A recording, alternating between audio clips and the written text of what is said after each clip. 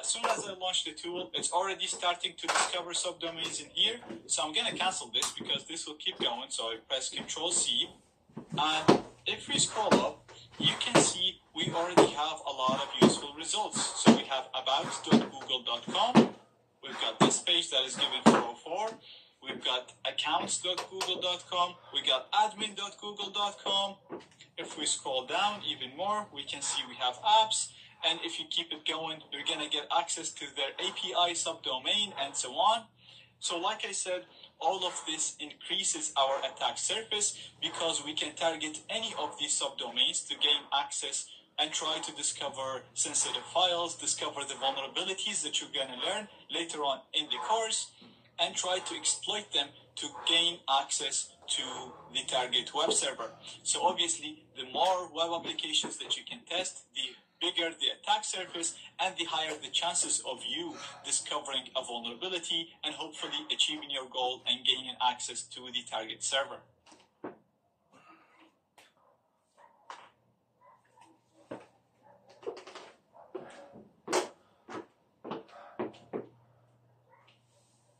So far, we learned how to find any subdomains that exist within our target website and that have not been listed. In today's lecture, we're going to see how we can find files and directories that are stored on our target computer or our target website. Again, these could be useful because these files could contain passwords, they could contain config information, or they could contain information about the actual server, which will help us further exploit our target. Let me just first show you what I mean by files and directories, just to show you the structure of directories on a web server. So here I have my Metasploitable machine, and as we know, usually the web server stuff is stored in var, www, and if I do an ls, you'll see, or I'll do an lsla just so that it's nicer, you'll see that we have a number of files and directories, and we can see that we have a directory there called Metilidae.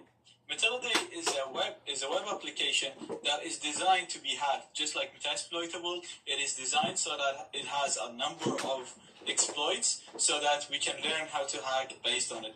So we can see that that's installed in a directory called Metilidae. Now, if I go here to my IP address, now this is the IP address of the Metasploitable machine. So if I do an ifconfig here, you'll see that it's 10.20.14.204. So I'm in there, and you can see that they have an easy access for me for Metilidae. If I click it, look at the URL here. So it's /Metilidae. That means I'm inside the Metilidae directory. So every time you see a /, that usually means you're inside a directory. So let's go back here, do an ls, and if I do cd Metilidae, I'm going to do an ls, and you'll see that I have a large number of files here. So let's say, for example, I wanted to open one of these files, and we have index.php. If I do index.php, then this is our current file. It's called index.php. So what we learn from this is Metilidae is just a directory inside my web root. So at the moment in the Metasploitable device, I'm in, let me just write it here for you. So I'm in var www Metilidae, and then the file that I'm accessing is index.php. Okay, so I hope this is clear now. So I'm in this directory, and I'm accessing a file called index.php. So if I just do a pwd here, you'll see that I'm in var www Metilidae. The IP address kind of hides where your www root is, so it hides the var www, and then everything after that will be displayed here after the IP address. So what we're looking to find today is all the directories and the files that we cannot see. So throughout these links, we will be able to access different types and different pages. This is the same with any other website, but there's always files and directories hidden that you just never see. So we'll see how we can get URLs for these files and access them and read the information in it. To do that, we're going to use a tool called dirb. And to see how to use that tool, we're going to do man dirb to see all the options associated with that tool. So you can see that to use the tool, you just type in dirb, the URL of your target, and then you put a word list. So the way this works is it works based on a brute force attack, and it just uses a word list of names, and it sends requests with these names, and anytime it actually finds something, it tells us that, oh, I found a file with this name. So it will only be able to find names and directories based on the word list that you provide. Now you can create a word list using Crunch, or you can use word lists that come in within there.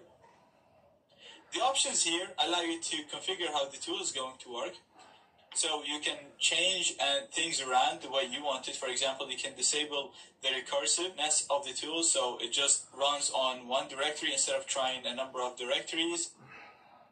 You can get it to ask you if you want it to access a directory or not, instead of it automatically accessing directories and trying to find files within these directories, because this could be exhaustive if your target is a big website. There might be a lot of directories, and then the tool will be trying to access all of them and find files within all of them. So you can see how big the tree could go. You can also set it to use a username and a password if the target website uses some sort of authentication. You can use V for verbose output, and you can also use O to output the results to a file. So let me show you a very simple example of it. I'm just going to run dirb on our target, which is 10, 20, 14, 204, and that should be HTTP. Because remember, we're targeting a website, not an IP address.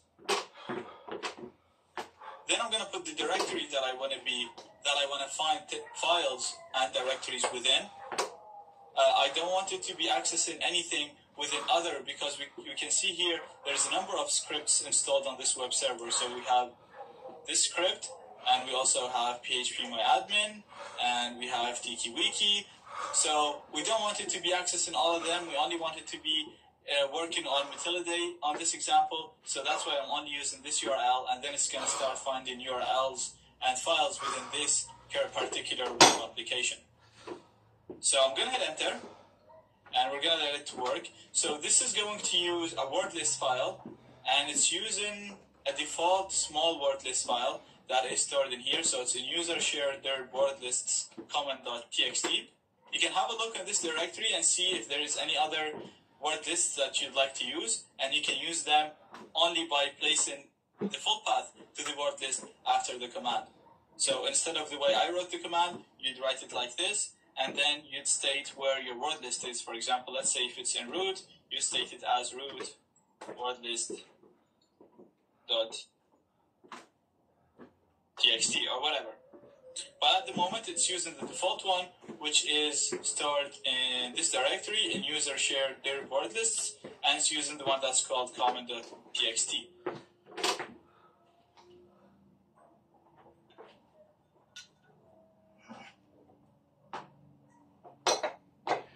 So we can see here from the result, it was able to find a number of files. Some of them we already know of. Now the fave icon is just an icon, footer and header, these are probably only style files. Index is the index that we see usually, so it's alright. Login, we can see that we discovered a page that allows people to log in. Now in many scenarios I was able to find username and password of a target exploiting a really complex exploit, and then ending up not being able to log in because I couldn't find where to log in.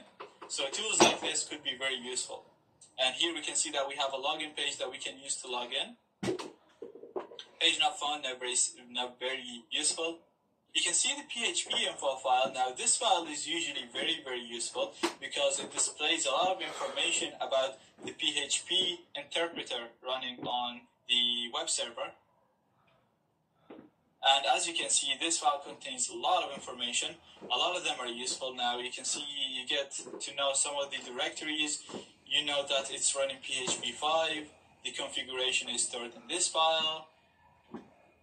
Ini files is usually the config files for PHP, so you can see all the places where they're stored. And going down, you'll see all the permissions, the installed. We can see here it has MySQL, so it's using MySQL, and you can see the directories where different types of configurations are stored. You can also see all the modules and extensions that are being used with PHP, so this file is usually very, very useful. You can see we managed to find where the PHP MyAdmin login is, and that's basically the login that's used to log into the database.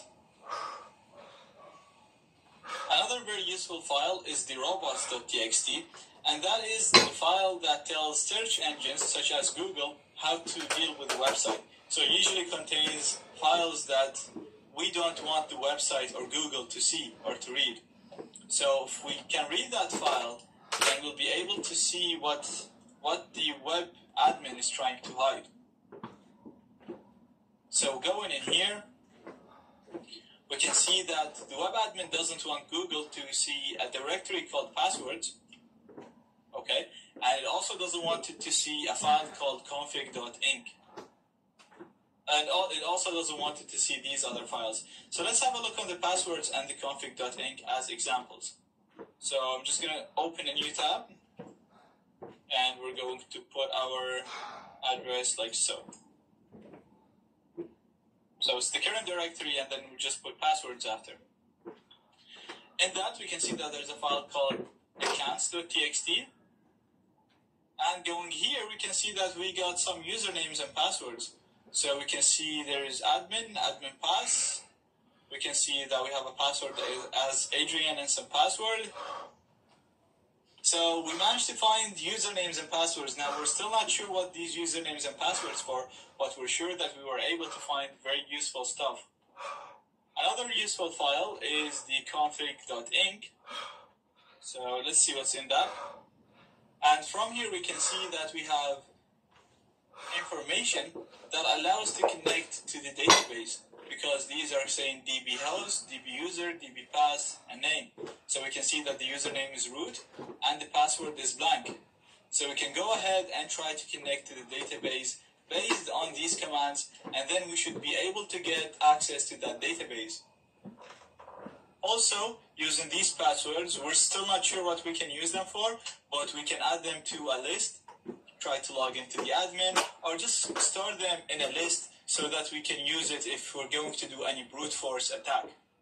So then again, this is another video that just shows how important and powerful information gathering can be.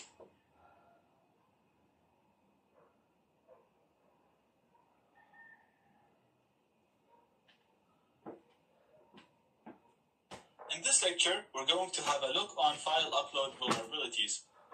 These are the simplest type of vulnerabilities because they allow us to upload any type of file. So, for example, if the target computer can understand PHP, then we can upload any PHP file or a PHP shell and get full control over the target computer. Now, if the target computer or the target server understands Python or any other language, then you can just upload Python code, Python shell, or Ruby shell. You can create these shells using vil evasion or metasploit, or you can use your own PHP or Python shell. What we're going to do today, we're going to have a look on a tool called Weavly that generates PHP shells and allow us to gain access and do a number of cool things on the target computer. So, first of all, I have my DBWA here. And usually when you're trying to pen test a website, what I recommend is before trying to use any tools or anything, after you do your information gathering, is you just go in and try to browse the website, see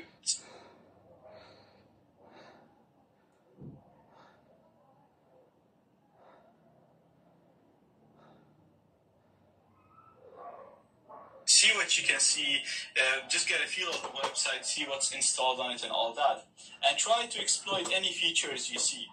So for example, let's say you went on everything and then you reached the upload, we can see that this website allows us to upload a file. Now this sometimes in your penetration testing tasks, it could be a website that's allowing you to upload a profile picture, if it's a classified website, maybe it's allowing you to upload pictures of cars or whatever you're trying to add in the website.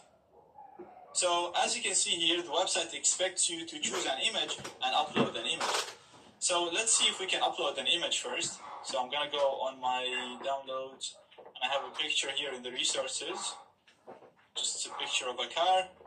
I'm going to upload it and see if it gets uploaded. And we can see that the upload was successful, and it's stored in this particular location. So it's ... which means 2 directories back, and then this file name. So let's see if the picture has actually been uploaded. So I'm taking away 2 directories, I'm taking away the vulnerabilities and upload. I'm only using that.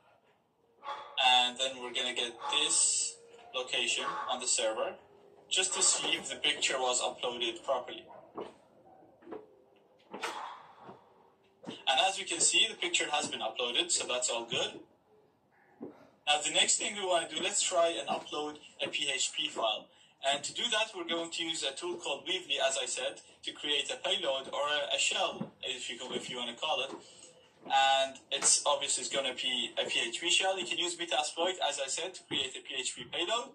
But we're going to be just having a look on a different tool that's designed for web application penetration testing. So the tool is very easy.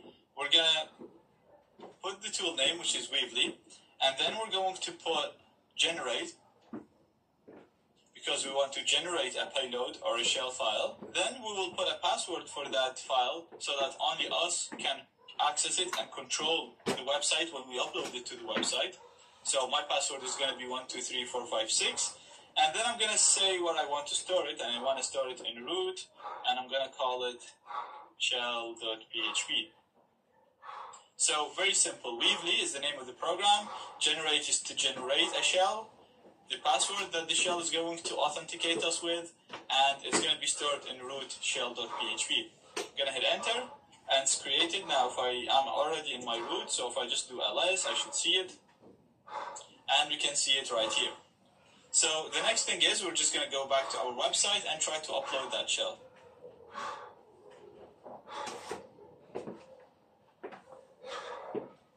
And I'm going to look for a shell, and here it is. I'm going to hit on upload. And as you can see now, it's telling me the file has been uploaded successfully, and it's in the same place that the picture was. So all we need to do now is we're going to use the same link, and we're going to use Weavely again to interact with that shell that we uploaded. Now let's first of all see if the shell exists and it's been uploaded properly. So I'm just going to browse it through my browser, shell.php. And you can see that you get a blank page, so we're not getting 404, file not found, which means that the file has been uploaded and it's there. So we're going to try to interact with it from Weavely. To connect to it, we're going to type in Weavely, and then we're going to put the URL where the shell is. So this is where our shell has been uploaded. And then we're going to put the password. So my password was 123456. Very simple. Weavely, the URL where the file is, and 123456. This is very simple, similar to when you use your multi-handler waiting for connections or connecting to your backdoor. So we're literally just going to connect to the backdoor that we uploaded. And as you can see, now we're in the file system. So from Weavely, from this place, you can actually just type in any Linux command, and it'll be executed on the target computer, and you'll see the result here. So if I do a pwd, you'll see that I'm in var www hackable uploads, and if I do an ID, I'll see my user at the moment, which is www data, and if you do a uname A, just to confirm that this is the Metasploitable machine, you'll see that this is the Linux Metasploitable machine. Now we can do anything we want. We can list the files, we can navigate, you can do any Linux command that you want to do. Now we have changed, our place has been changed. Weavely also offers much more features than just this. So it actually allows you to do a number of cool things. If you type in help, you'll see all the cool stuff that you can do with Weebly. So you can try to escalate your privileges, execute SQL queries, and a lot of cool stuff that is just designed for web application penetration testing. For now, I'm going to leave it at this, and this just shows you how to use file upload vulnerabilities.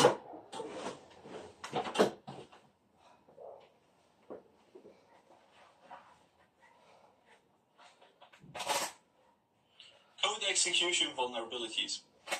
These type of vulnerabilities allow us to execute operating system code on the target server. So if the target server uses Windows, we'll be able to execute Windows commands. If it uses Linux, then we'll be able to use Linux commands. Clearly, this is a really critical problem that would allow us to do anything we want with the target, really. We can upload a PHP shell using a wget command, or upload a payload, a virus, anything we want using the wget Linux command. You just need to make sure that you're uploading it to a file or to a directory which you're allowed to write stuff to. Another way of exploiting this vulnerability is to just run OS commands and get a reverse shell based on these commands. So because we can run operating system commands, we can use the programming languages supported by that operating system to try and get a reverse connection on our computer. So first of all, let's just assume that we're browsing here, and we're going around, and then we got to a tab in the website where it allows you to, for example, do a ping. Now, what you should do is you should always try to experiment with any input box you see. Try to see what that input box does and what can you inject into it. What can you do to get stuff running? So, for example, this input box is telling you it's going to do a ping. And if you put an IP, for example, I'm going to put 10.20.14.203, which is my own IP, just to use it as a normal person. And I'm going to do a submit, and it's going to go ahead and ping it for me and give me the ping results. So what looks like here, it's actually executing the ping command in Linux systems. Now, let's see if we can exploit that. If it's actually executing the ping command. So what it's doing is, it's going and it's doing, so we're sending 10.20.14.203 as the ping, and then it's going to the web server, and the web server is doing ping 10.20.14.203. So let's see if we can exploit this. How would we exploit it if it's taking what we're inputting right here, and then it's doing ping that? Now, in Linux and Unix-based commands, you can use this sign to execute multiple commands on one line. So if you do this, if, for example, in your own terminal, so I'm just going to go to my terminal here, and I'm just going to do ls, which is the list command, and then pwd is what shows your working directory. So if I do an ls, followed by this sign, and then do pwd, it'll execute both commands. So it'll do this, and then it'll show where the working directory is. So we can do the same thing with this and see if it works for us. So we're going to put an IP, a right IP, and then I'm just going to do pwd and see if it'll execute the pwd for me. If it does, then this is a code execution vulnerability, and I can execute anything I want on the server. So let's see what's going to happen. I pasted this, and I'm going to hit submit. And as you can see, we got the ping results, but at the end, we got our current working directory. So it's var www dvwa vulnerabilities in exec. So it executed the pwd that I inserted. And that means I can insert any commands I want in there, and they'll be executed. So I've inserted a resources file that you can use to get reverse connect. Is we're going to try to connect from the web server back to my computer using netcat as well. So we're assuming the web server has netcat. We're going to try it and see if that works. So the command is very simple. It's netcat, and we're telling it to use the bin bash, and we're giving it the IP of my device, my attacker device, which is 10.20.14. And then the port which is 8080, which is we're listening on right here. So I'm going to copy that. And I'm just going to execute it the same way we used to execute the pwd command. So the last thing we did was 10, 20, 14 to 03, and then we did pwd. So what I'm going to do now, I'm going to remove the pwd and paste the code that we just created, which will try to connect from the web server back to the Kali machine to the attacker machine. The password, you'll see all the users that I have on the current computer and their default path on the current operating system. So we're going to try to read this file, and to do that, let's go back and see our current location. So our current location is in the FI file, in the FI directory. So we need to go back 1, 2, 3, 4, 5 times, and then go to etc password. So going back would be done using the ... And let's try and do that. So at the moment we're accessing this current file, and just to make it easier for you, actually, let's just put the full path right here. So on the page, it's trying to access this page. So what we need, we actually want a place called etc password. So we need to go back 5 times for these directories. So this one is going to be, let's start them from here. So we're going back, back, back, back, and back, and then we're going to go to etc password. And as you can see, now we have the output of the etc password file. We can copy that and store it here, and then you'll be able to read it and just get more information about the websites that you're targeting right now. Again, you can use this to try to access different files, sensitive files, or files of other websites on the same server.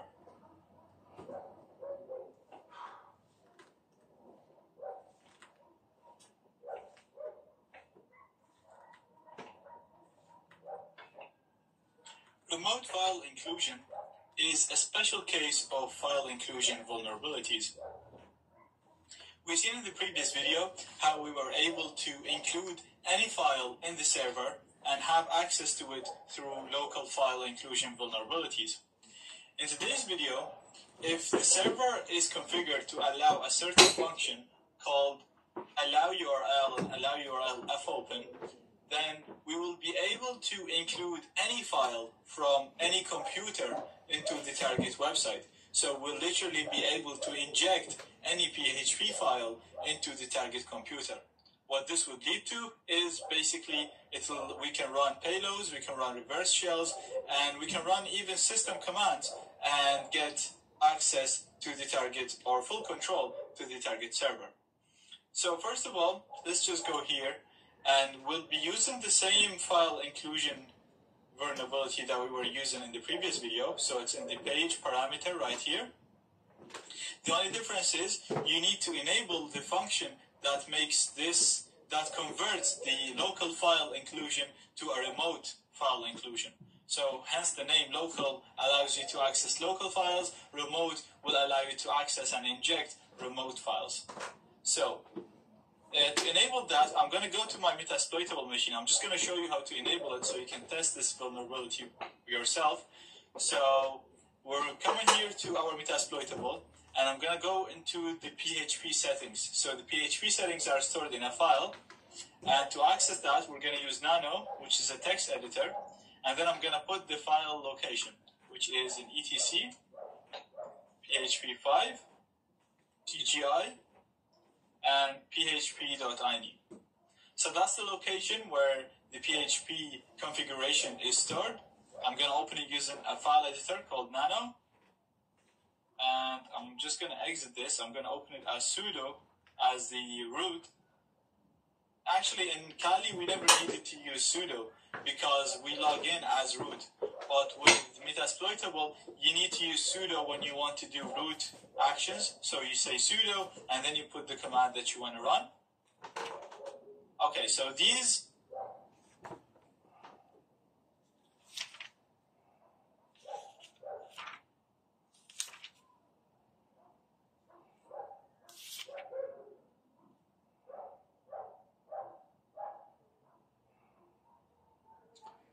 Psalm 47. O clap your hands, all you peoples. Shout to God with a voice of triumph. For the Lord Most High is awesome. He is a great king over all the earth. He will subdue the peoples under us, and the nations under our feet. He will choose our inheritance for us, the excellence of Jacob, whom he loves. God has gone up with a shout, the Lord with the sound of a trumpet. Sing praises to God. Sing praises. Sing praises to our King. Sing praises. For God is the King of all the earth. Sing praises with understanding. God reigns over the nations. God sits on his holy throne. The princes of the people have gathered together, the people of the God of Abraham. For the shields of the earth belong to God. He is greatly exalted.